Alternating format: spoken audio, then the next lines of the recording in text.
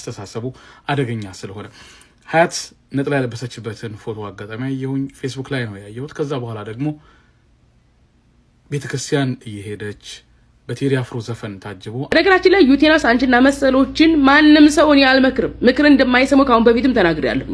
ሶሻል ሚዲያ ላይ ኢንፍሉዌንሰር የሆኑ ሰዎችን እመክራለሁ ብላችሁ አፋችሁን አታበላሹ። በሀገራችን የሚገኙ ዩቲዩበሮችና ቲክቶከሮች 1 ሚሊዮን እና 2 ሚሊዮን ፎሎወሮች ስለገቡ ብቻ ቦስ ለምን አትጋቡም ከመሲ ጋር? ዩቲናት ናት ይሄን ኮሜንት የኮመተችው። ትናንትና በሰራውት ቪዲዮ በእኔ ሐሳብ ከተስማሙት መካከል አንዱ ትክክል ብሎ ጻፈው ስር ገብታ ነው እንደዚህ ያለችው።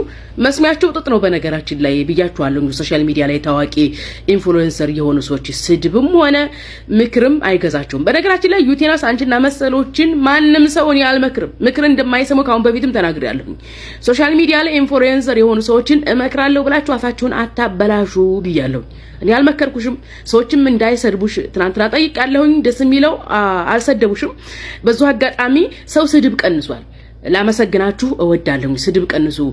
ካሁን በፊትም እንደዚህ ኮሜንት ላይ ሰደቡኝ ምናምን ብላ ቪዲዮ ሰርቻለሁኝ። በየኮሜንቱ እየሄዳችሁ አትሳደቡ፣ ሳንጃ አትሳው፣ ለትልሽ ለትልቁ የተማራችሁ አካዳሚካሊ ሰዎች ሆኑ ብያለሁኝ። ትናንትና ያሰራሁት ቪዲዮ ያንቺን ልብ ያችን ህሊና አብሮሽ የሰራው ልጅ እናንተ ውስጥ ህሊናችሁ ውስጥ አእምሯችሁ ውስጥ ልባችሁ ውስጥ ገብቼ ማየት ነው የምፈልገው ነው ዋናው ነጥቤ። ማለትም እናንተ ወጣቶች ናችሁ፣ ገና ልጆች ናችሁ፣ አፍላ ወጣት ናችሁ። እናንተን የሚከተላችሁ አፍላ ወጣት ነው። እናንተን አይቶ የምር አንድ ኦርቶዶክስ አንድ ክርስቲያንና ሙስሊም ቢፋቀር እናቶቻቸውን ለምን አታስቡም? የእናቶቻቸው ልብ ይሰበራል። ልጅ ክርስቲያን አፈቀረ፣ ልጅ ሙስሊም አፈቀረ ከቤተሰቦቻቸው ጋር መነጣጠል ነው። ሊገናኙ የማይችሉ የእናትን የቤተሰብን ልብ የሚሰብር ነገር ለምን ታደርጋላችሁ? ህሊናችሁን ነው መጠይቅም ፈልገው አልኩ እንጂ በነገራችን ላይ እኔ ልመክርሽም አይደለም። እኔ አልመክርም። አንድ ጊዜ ፌስቡክ ላይ ምን ገጠመን መስላችሁ? ልጁ ፌስቡክ ላይ ታዋቂ ነው፣ ቲክቶክም ላይ ታዋቂ ነው ኤኒዌይስ እና ጸጉሩን ቁጥርጥር አድርጎ አናቱ ላይ ጸጉርህን ምናምን ሲሉ ተዋትም ከሩት ይብስበታል አልኳቸው። ጭራሽ ጸጉሩን ድሬድ አድርጎ መጣ።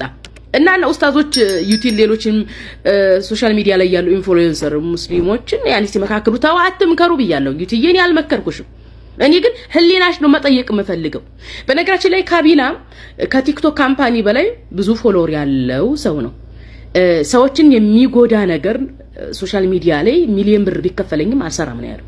እና እንደው ለህሊናችሁ ምንድነው ጥያቄያችሁ? ሰዎችን ሊጎዳ የሚችል ነገር የማይጠቅም ነገር ለሰው ማሳየት ብዙ ሰው ዘንድ እንዲደርስ ማድረግ ህሊናችሁ ምን ይላል የሚል ነው እንጂ ለመክርሽ አይደለም። እኔ መቼም አልመክርሽም። የሚመክርሽን ሰው አትምከሩ ነው የምለው። ያኔ መምከር አፍ ማበላሽት ነው። በዚህ ጊዜ ተስማምተና ያኔ ገብቶሻል ሐሳቢ እንደዛ ለማለት ነው። ደግሞ ይሄን ኮሜንት ትቆምጫለሽ ብዬ ገምቼ አልገመትኩም በጭራሽ። ይገርማል። በቲክቶክ ከፍተኛ ፎሎወር ያለውን ካቢሌምን የምታውቁት ሰዎች ይህን ቪዲዮ እንዳታሳልፉ። ይህ ቪዲዮ ታዋቂ ነን ለሚሉ ኢትዮጵያውያን ቲክቶከሮችና ዩቲዩበሮች እንዲደርስ በደንብ እስከ መጨረሻው በመመልከት ሼር አድርጉ። ኮሜንት ላይም አላሁ አክበር በሉ። ተመልከቱ ካቢሌም እንዳለ I always when they contact me I make sure that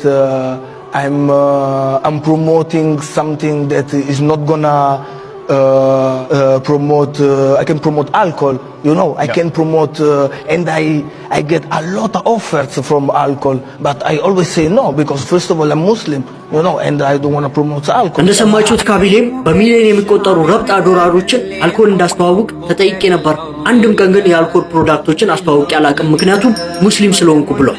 በሀገራችን የሚገኙ ዩቲዩበሮችና ቲክቶከሮች 1 ሚሊዮን እና 2 ሚሊዮን ፎሎወሮች ስለገቡ ብቻ አላህ Subhanahu Wa Ta'ala ለገንዘብ ብለው ለዝና ብለው እንደዚሁም ደግሞ ለታዋቂነት ብለው ሲያምጹት እንመለከታለን። ከካቢሌም ትምህርት ልትወስዱ ይገባል። በእስልምናችሁ መቼም ልትደራደሩ አይገባም። በየትኛውም ዋጋ አላህን ልታመጹ አይገባም። በየትኛውም ዋጋ አላህን ልታመጹ አይገባም። እህቴ እስልምናችሁ ኮርታችሁ አላህ የከለከላችሁን ነገር ተከልክላችሁ አላህ የፈቀደላችሁን ነገር ብቻ ነው ልታደርጉ የሚገባው። እዚህ ለታዋቂውና ጀግናው ቲክቶከርም ክብር ይገባል። ሁላችሁም ታዋቂ ነን ለሚሉ ሰዎች እንዲደርስ ቪዲዮ በደንብ ሼር አድርጉ። ይህ መልእክቴ ይድረስ ለዩቲ ናስር እንዲሁም ደግሞ የሷን መሰል ሐሳብ ለሚያቀነቅኑ እህትና ወንድሞቼ ይድረስ። በመጀመሪያ ደረጃ ዩቲ ናስርን ሀያትን አትስደቧት ማለት ፈልጋለሁ።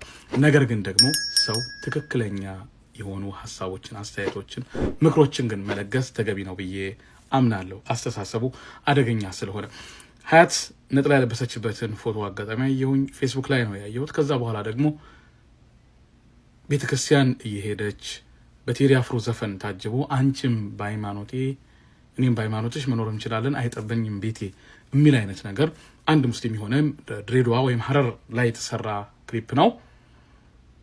እሷ እንደ ክርስቲያኑና እሱ እንደ ሙስሊም ሆኖ ኡዱ እያደረገ ያለ ኡዱ ማድረጉን ትቶ ከሷ ጋር በፍቅር ሲከንፍ የሚያሳይ ነው። አስተሳሰቡ ላይ ነው ጦርነታችን። በመጀመሪያ ደረጃ እህታችን ሀያት የዚህ አይነት አስተሳሰብ በጣም አደገኛ የሆነ አስተሳሰብ ነው። ሀያት ዲንሽን የምትወጂ መሆኑን ስትናገሪ ካሁን ቀደም ሰምቻለሁ። አላህ Subhanahu Wa Ta'ala ይጨምርልሽ። በሌሎችም ኸይር ስራዎች ላይ ስትሳተፊ እንደነበር አይቻለሁ። ያ ረቢ አላህ ይቀበልሽ። ነገር ግን እህቴ ሀያት ይህ አስተሳሰብ በጣም አደገኛ የሆነ አኺራን የሚያሳጣ ነው። በጣም በርካታ እህት ወንድሞች ሙስሊም ካልሆነ ሰው ጋራ እየተጋቡ የልጆቻቸው ሀያት ሲበላሽ ከዛ መንገድ እንዴት እንውጣ እያሉ ሲጨነቁ ይውላሉ።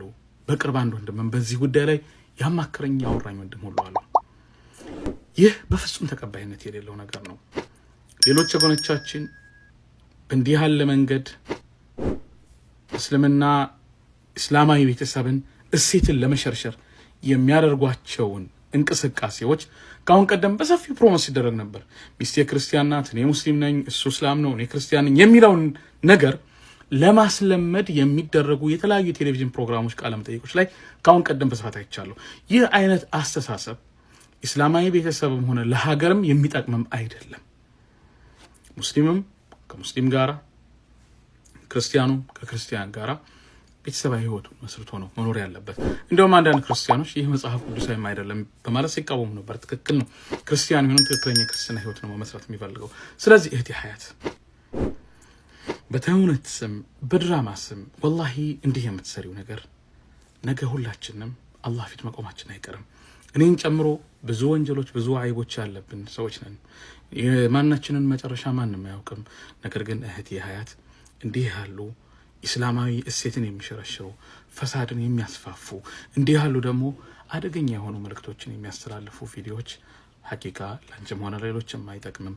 ይህ ፐርሰናሊ መልእክት አይደለም። የዚህ አይነት አስተሳሰብ ካሁን በፊት በተለያየ መንገድ ሲቀነቀን ስለነበረ ይህ አስተሳሰብ ደግሞ በጣም አደገኛ ስለሆነ ጥሩ አይደለም። እህቴ ሀያት ሆይ ሌሎችም እንደዚሁ ሙስሊም ሆናችሁ ሙስሊም ሴትና ወንድም የሆናችሁ ጭምር ተመሳሳይ አይነት ቪዲዮ ኮንቴንቶችን የምትሰሩት ወንድሞች አላችሁ። ወላሂ አይጠቅምም። ነገ ሁላችንም ያቺ ቀን ትመጣለች። ሼክ መሐመድ ወሌ እንዳሉት ሁሉም ይጓዛታል ያችን የሩቁ ጉዞ የሌለው ባዶን ያለው ስንቁን ይዞ ነውና እህት ወንድሞቼ የወጣትነት ጊዜ ያልፋል። ሁሉ ነገር አላፊ ጠፊ ነው። አላህ ፊት መጠየቅ አለና በቻልነው አቅም አስተማሪ ነገሮችን ለመስራት እንሞክር። ካልሆነ ግን እንዲህ ያሉ እስላማዊ እሴትን የሚሸረሽሩ ቪዲዮዎችን በመስራት ማህበረሰብን አንበክል፣ ራሳችንን አንበክል። አላህ Subhanahu Wa Ta'ala እንፍራ። አላህ መሐሪ ጌታ ነው። ወደ አላህ እንመለስ። እልህ ያዘን ሰዎች ተናገሩን ስለኔ ህይወት ምን አገባቸው እያለን በልህ መጥፋቱ ትክክል አይደለም። እህቶቻችንም ወንድሞቻችንም ላይ ድንበር ማለፍም ተገቢ አይደለም። ካሁን ቀደም እንደዚሁ ረመዳን ላይ የዑምራ ፓኬጅ አስተዋውቁ ያዩዋቸው ቲክቶከር እህት ወንድሞች መልሳችሁ እንደገና በጣም የሚያሳዝን ደግሞ ከኢስላም ያፈነገጠ ቪዲዮ መስሩ አይቻለሁ። ይህ ነገር ተገቢ አይደለም። እህት ወንድሞቼ አላህን እንፍራ። እውነተኛው መካሪ ሞት ከመጣ በኋላ ሁሉ ነገር ትርጉም የለውም። በዱንያ በሐያት ያለን እንመከር የሚለው መልእክት ለማስተላለፍ ነው። አፉ በሉኝ። ወሰላሙ አለይኩም ወራህመቱላሂ ወበረካቱ።